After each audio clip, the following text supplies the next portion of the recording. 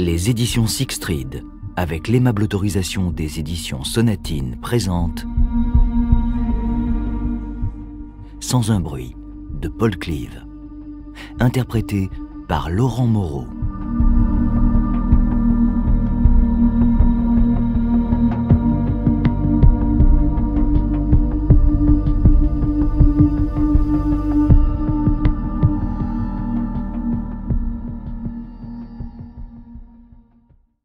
Prologue. Lucas Pittman doit faire vite. Ils sont déjà venus poser leurs questions, les deux inspecteurs, la femme aux bras musclés et l'homme vêtu d'un beau costume que Lucas n'aurait pas les moyens de s'offrir, même s'il travaillait et économisait pendant les 10 prochaines années. Évidemment, ce calcul est basé sur ce qu'il gagnait en prison, où il devait passer une journée à nettoyer le sang et la merde sur le sol des douches pour péniblement empocher $1. Il ne retournera pas en prison. Impossible. Et rien ne l'obligera à le faire s'il se dépêche. La pièce sous la maison est à peine plus grande qu'une cellule de prison. Elle comporte 4 murs en parpaing, un seul en béton et une unique porte bien dissimulée. La police a fouillé sa maison et ne l'a jamais trouvée. Mais n'est-ce pas le but d'une pièce secrète? Qu'elle le reste. Son père le pensait assurément. Et si ce dernier ne l'avait pas parfois enchaîné au lit qu'elle abrite, ainsi que d'autres personnes, même Lucas n'aurait jamais connu son existence. Cependant, si les flics viennent et parviennent à la découvrir, mieux vaut qu'ils la trouvent vide plutôt qu'avec 2 enfants sous sédatifs à l'intérieur. Il ne veut pas que ça cesse, mais quel choix a-t-il? Quelqu'un sait. C'est on ne peut plus évident. Ce qui ne l'est pas, c'est qui?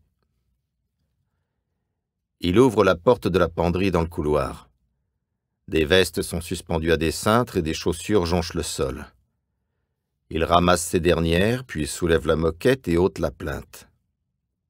Ça prend toujours un peu de temps, ce qui n'a jamais dérangé Lucas par le passé.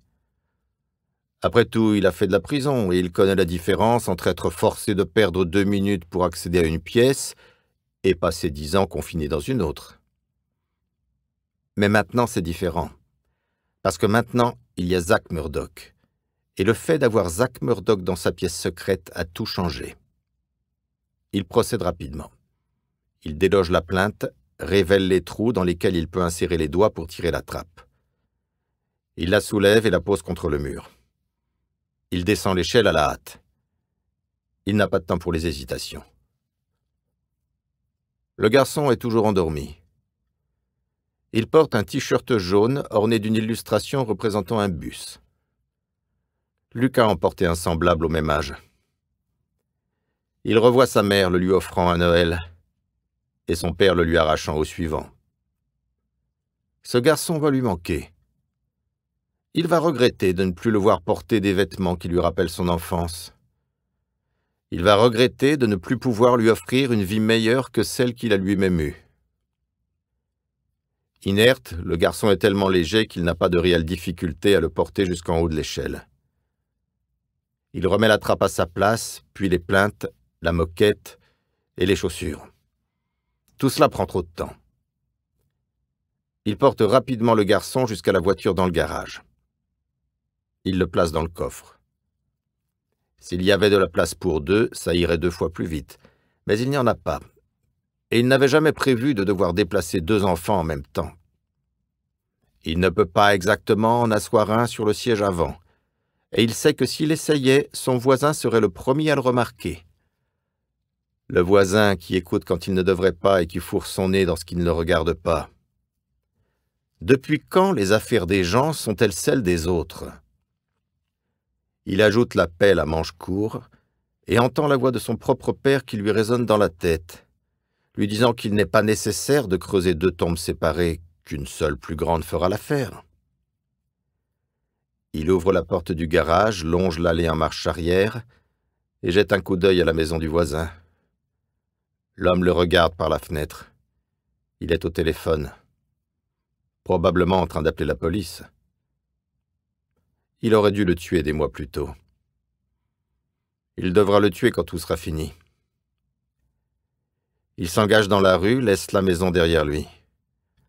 Il tourne à gauche et à droite, prenant la direction du nord afin de sortir de Christchurch et de se rendre à l'endroit où son père lui a montré comment enterrer un corps il y a toutes ces années, avant que le diabète lui prenne sa jambe, puis sa vue, puis sa vie. Chaque partie de son corps voudrait qu'il accélère, qu'il mette autant de distance entre lui et cette maison et qu'il en finisse. Mais il se contient et roule prudemment. La dernière chose dont il a besoin, c'est de se faire arrêter par la police. Il jure à chaque feu rouge et remercie Dieu à chaque feu vert. Sa voiture produit un cliquetement bizarre. Ça fait quelques semaines que ça dure et il avait l'intention de se pencher sur le problème. Et si sa bagnole le lâchait maintenant? Il aurait dû la porter chez le garagiste dès que le bruit est apparu. Il inspire profondément, exhale lentement, tentant de ne pas faire de bruit, au cas où ce serait ce qui fait déconner le moteur. Il n'y a pas de sirène, pas de voiture de police. Mais soudain, il y en a une, qui approche rapidement derrière lui. Ils l'ont retrouvé.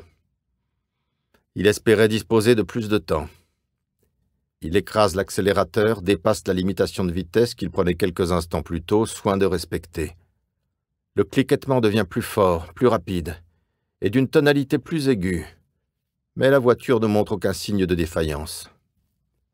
Son cœur bat à toute allure. Il est obligé de se sécher les mains sur son pantalon, l'une après l'autre.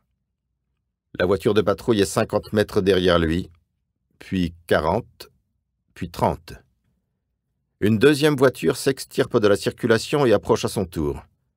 Une sirène apparaît dans le rétro. Une voiture de police banalisée.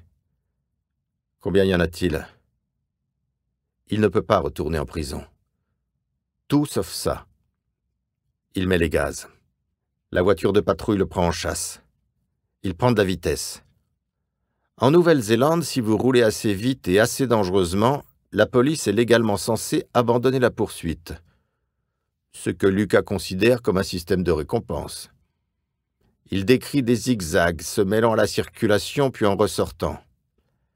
La voiture de patrouille le talonne, mais elle finit par ralentir et se laisser distancer.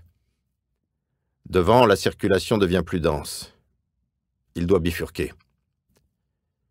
Il y a un espace dans le flot de véhicules qui roulent en sens inverse. Il peut se glisser entre une camionnette blanche et un gros camion. L'espace donnera sur une rue perpendiculaire, ou du moins suffisamment près pour que ça fonctionne. Ça va être serré, mais il peut y arriver. Il relâche l'accélérateur et s'insère derrière la camionnette blanche, évitant de justesse le pare-choc arrière avant de remettre le pied au plancher. Il croit l'espace d'un instant que la voiture va choisir ce moment pour le lâcher, que le cliquettement va se transformer en hurlement tandis que les courroies s'arracheront des poulies et que les rouages se désintégreront. Mais ça tient. Le moteur vrombit et la voiture fonce vers l'avant. Et même si l'espace est plus étroit qu'il ne le pensait, c'est bon. Il passe, il va. Le camion percute la voiture, la compactant avant de la propulser dans les airs. Le métal se tord, le verre explose et le réservoir éclate. La première fois que le toit heurte le sol, il est abaissé de moitié, et c'est la tête de Lucas Pittman qui encaisse le choc.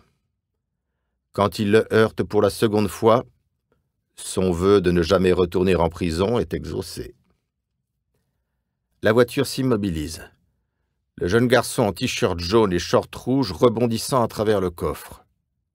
Quelques instants plus tard, l'incendie débute.